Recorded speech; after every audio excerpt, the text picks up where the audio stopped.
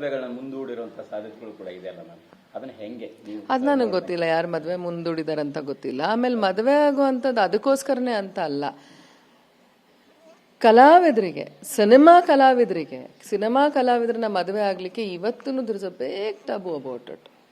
ತುಂಬಾ ಸುಲಭ ಇಲ್ಲ ರೀ ಕಲಾವಿದ್ರನ್ನ ಮದುವೆ ಆಗೋದು. ಅಂದ್ರೆ ಸುಲಭ ಇಲ್ಲ, ಯಾಕಂದ್ರೆ ಇವರಿಗೆ ಸಾಕಷ್ಟು 1000 ಪ್ರಶ್ನೆ ಇರುತ್ತೆ. ಯಾಕಂದ್ರೆ ನಮ್ಗೆ ಅಷ್ಟೊಂದು ಜನ ಪರಿಚಯ ಇರ್ತಾರೆ, ಎಲ್ಲಾ ಕ್ಷೇತ್ರದವ್ರು ಪರಿಚಯ ಇರ್ತಾರೆ, ನಮ್ಗೆ ಅಷ್ಟು ಇಂಪಾರ್ಟೆನ್ಸ್ ಸಿಗ್ತಿರುತ್ತೆ, ಅಟೆನ್ಷನ್ ಸಿಗ್ತಾ ಇರುತ್ತೆ.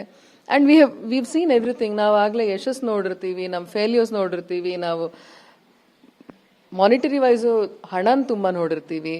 ಇದೆಲ್ಲ ನೋಡಿದಾಗ ಸಹಜವಾಗಿ ಒಬ್ಬ ಗಂಡಿಗೆ ಕೆಲವು ಇನ್ಸೆಕ್ಯೂರಿಟಿಗಳು ಇದ್ದೇ ಇರುತ್ತೆ, ಇಲ್ಲ ಅಂತ ನಾನು ಹೇಳಲ್ಲ.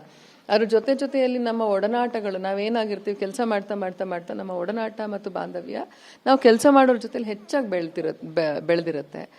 ಬೆರೆಯೋದು ನಾವು ಜಾಸ್ತಿನೇ ಸ್ವಲ್ಪ. ಸೊ ಇದೆಲ್ಲ ಆ್ಯಂಡ್ ವಿ ಆರ್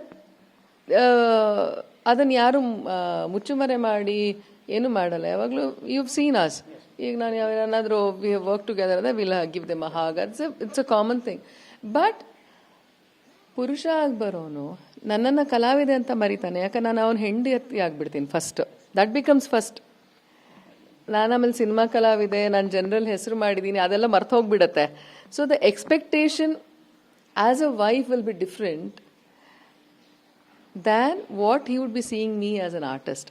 ಕಲಾವಿದೆಯಾಗಿ ನನ್ನ ತೆರೆ ಮೇಲೆ ನೋಡಲಿಕ್ಕೂ ತೆರೆಯಿಂದ ಹೊರಗೆ ನೋಡಲಿಕ್ಕೂ ಮದುವೆಗಿಂತ ಮುಂಚೆ ಬೇರೆನೇ ಇರುತ್ತೆ.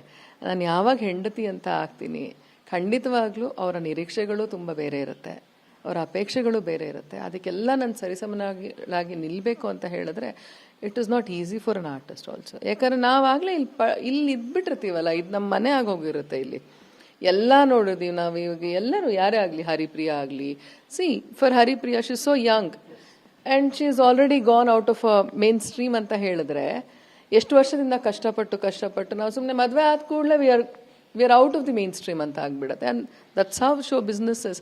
ಆದರೂ ಆ ಶೋ ಬಿಸ್ನೆಸ್ಸಲ್ಲಿ ಇರ್ಬೇಕಾದ್ರೆ there is a way that we conduct our self, there is a way that we are. ಅಲ್ಲಿ ನನ್ನ ಪರ್ಸನಾಲಿಟಿ ಮಾರ್ಪಾಡಾಗಿರುತ್ತೆ.